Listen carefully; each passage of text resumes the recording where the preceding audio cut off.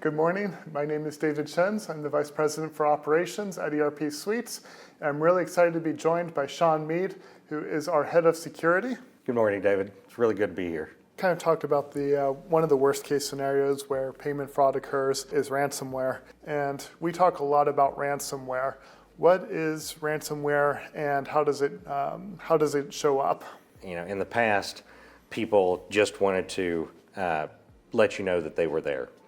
Almost a Kilroy was here kind of note on your application. And then they just wanted to stop your business from moving. And so they would destroy some data and things of that nature. But now it's all about, quite honestly, it's about extortion and getting that money, getting paid to set someone loose from a trap. We've already talked about a lot of the things that are parts of the shields against ransomware because they all play the same thing.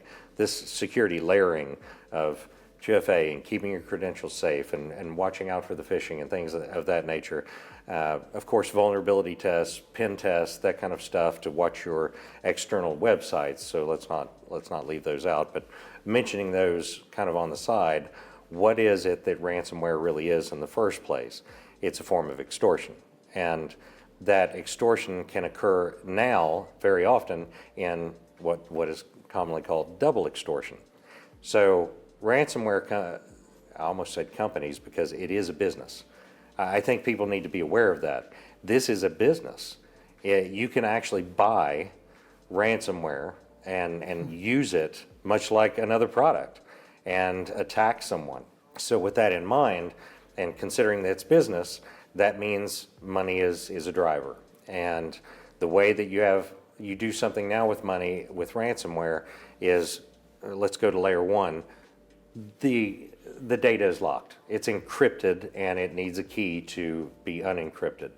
Now there are certain flags along the path that hopefully we can catch, but let's just look at it as what it's trying to do in the first place to start with.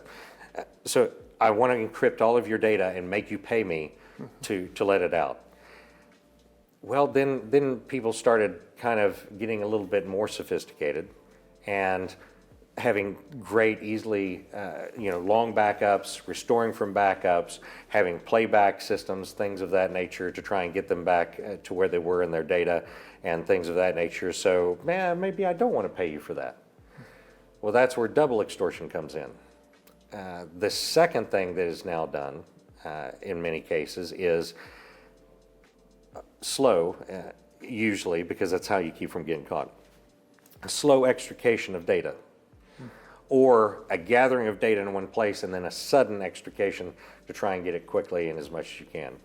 Getting that sensitive data will wind up being now I can turn around and say, oh, and by the way, if you don't want to pay for me to unlock all of the encryption, well, okay, but hey, by the way, if you don't, well, I'm sort of going to release all this stuff out to the internet. All those accounts that people had with you and where they trusted you to watch over their credentials and their personal data and things of that nature, I'm just going to go ahead and post that. So it's gone into another layer to try and hedge their bets. If you've done enough shielding of one, then I'm going to try and get you on the other. So ransomware it honestly is one of the scariest things out there right now. I think one of the things I've seen, Sean, as well, is that the sophistication of the ransomware, kind of the initial attack, has also gotten much more sophisticated. It used to be that ransomware would come through very automated attacks. It's a mechanical bot that goes and tries the perimeter for the same set of very high-profile vulnerabilities. Then it moved to, all right, we're going to also now up the ante on the email side and try to deploy ransomware through email attacks like phishing, like vulnerability, or like malware. And then now we're even seeing kind of that hybrid attack where a attacker is manually working their way through the perimeter, using very sophisticated means to attack the perimeter. And then once they gain a foothold, then they deploy the ransomware. And then again, the game is lost at that point.